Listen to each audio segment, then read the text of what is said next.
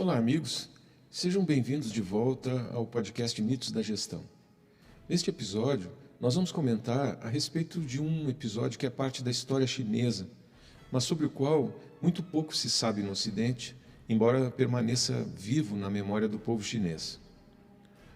O ano era 1937 e mais de 300 mil chineses, entre soldados desarmados e civis, foram mortos pelo exército imperial japonês em apenas 6 semanas.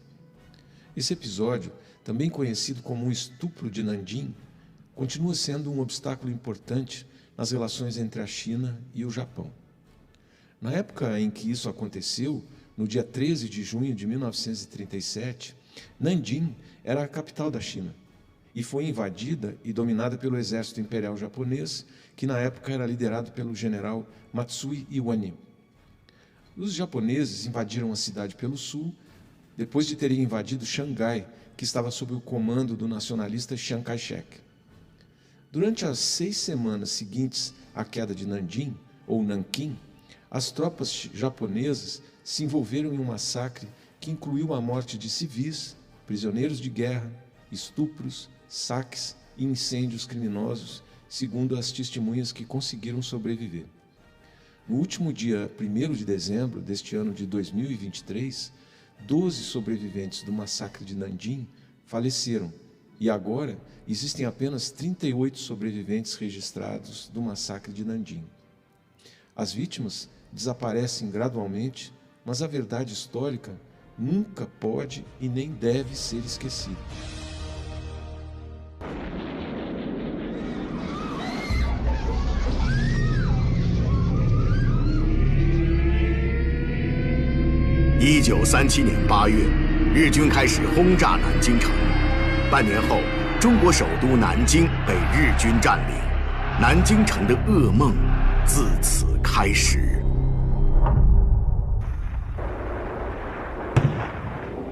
1937年12月9日，日本开始全面进攻南京。5天后，中国军队溃败，日军占领南京城。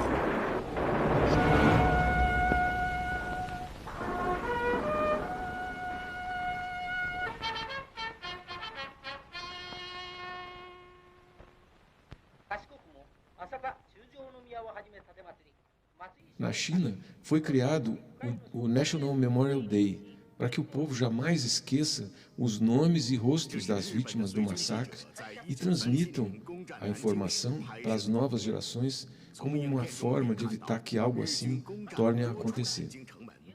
Muito bem, naquela ocasião, as tropas japonesas iniciaram uma busca frenética por ex-soldados, durante a qual milhares de jovens, civis ou não, foram capturados. Muitos foram levados para o rio Yangtze, onde foram metralhados e jogados no rio para que seus corpos fossem carregados para Xangai. Assim, milhares de pessoas foram levadas e executadas em massa. Outras, supostamente, foram mortas por baionetas. A decapitação também era um método bastante popular de matar entre os soldados japoneses, enquanto as práticas mais horríveis incluíam queimar, pregar em árvores ou pendurar as pessoas pela língua. Algumas pessoas foram espancadas até a morte. Os japoneses também executaram sumariamente muitos pedestres nas ruas, principalmente sob o argumento de que poderiam ser soldados disfarçados em roupas de civis. Mulheres e crianças também não foram poupados dos horrores dos massacres. Muitas mulheres foram primeiro estupradas e depois assassinadas.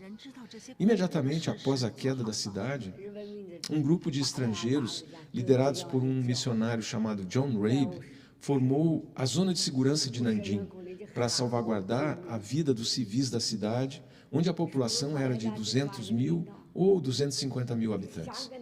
É provável que o número de civis mortos fosse muito maior se essa zona de refugiados não tivesse sido criada.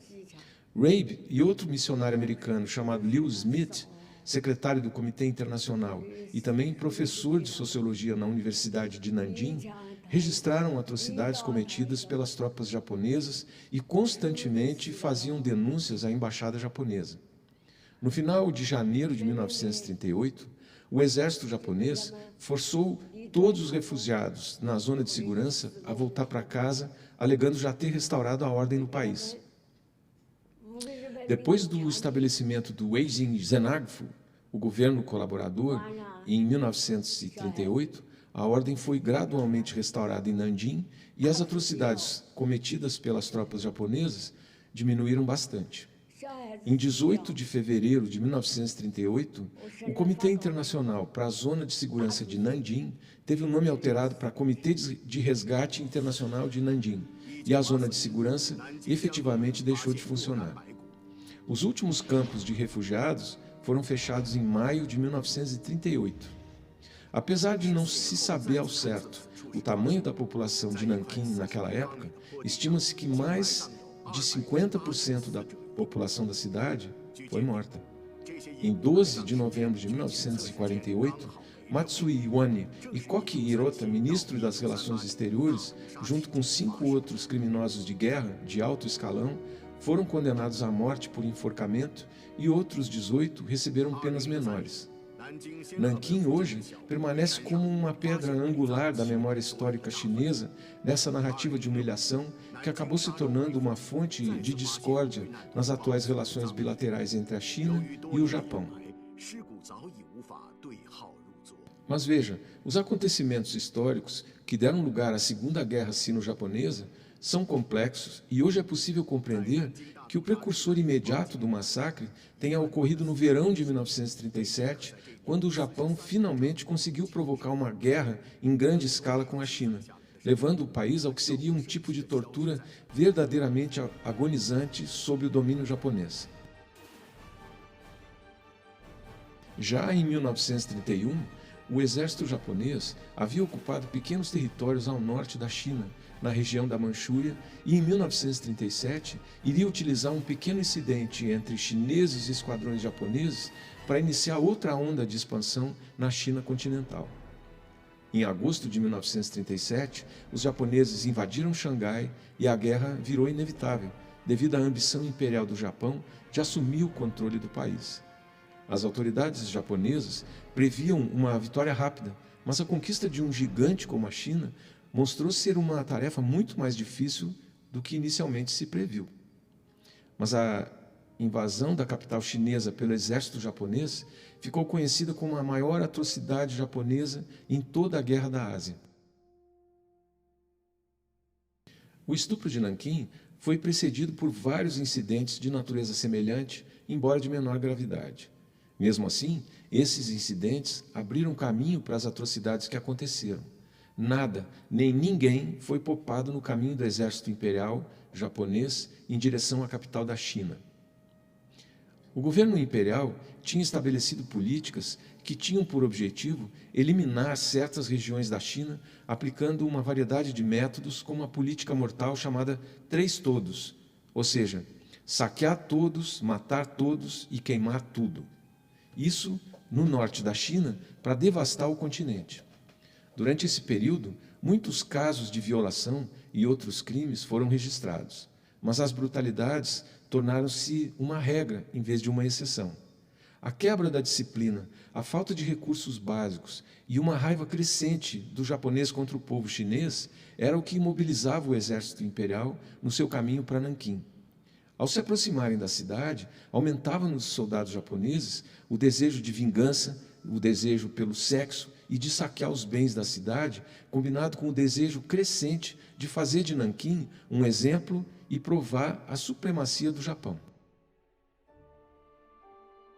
Antes do massacre de Nanquim, o Japão se tornou famoso por ser a primeira nação a usar poder aéreo sobre populações civis, ganhando fama por sua crueldade no uso do poder militar, quando lançou a sua campanha de massacre através de Xangai e Nanquim, seguindo depois para o interior da China.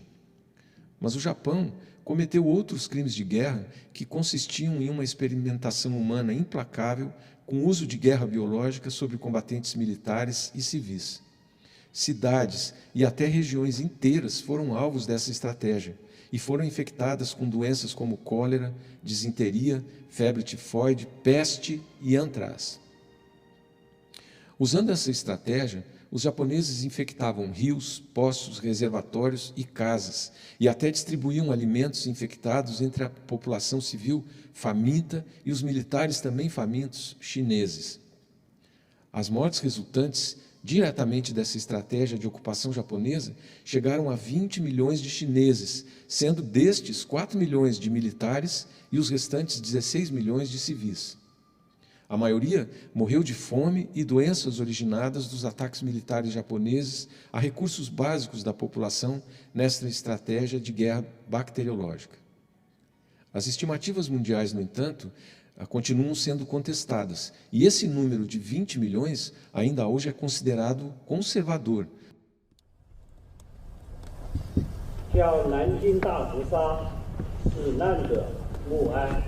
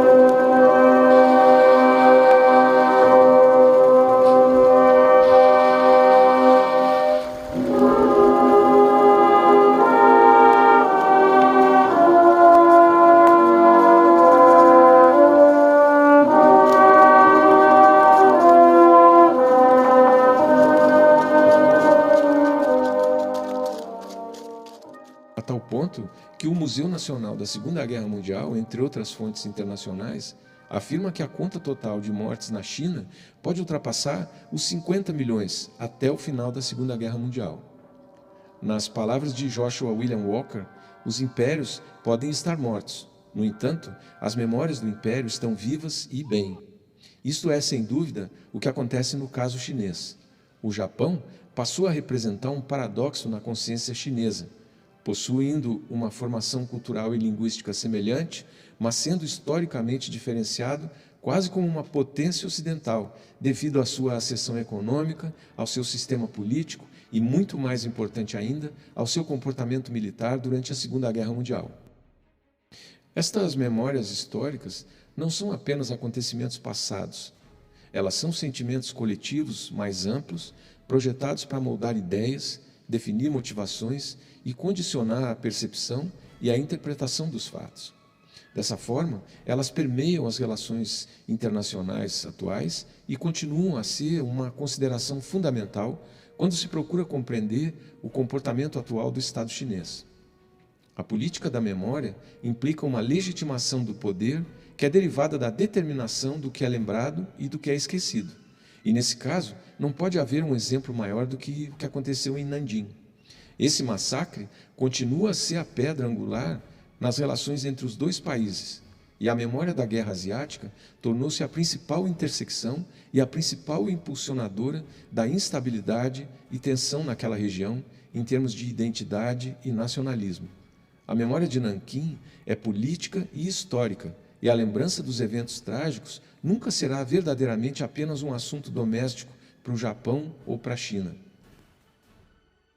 Considerando a visão construtivista de que as narrativas moldam a política e seus atores, e a exacerbação nos últimos anos de um choque de nacionalismos entre ambas as nações, parece que a história permanecerá um assunto ambivalente nas relações entre aqueles dois países.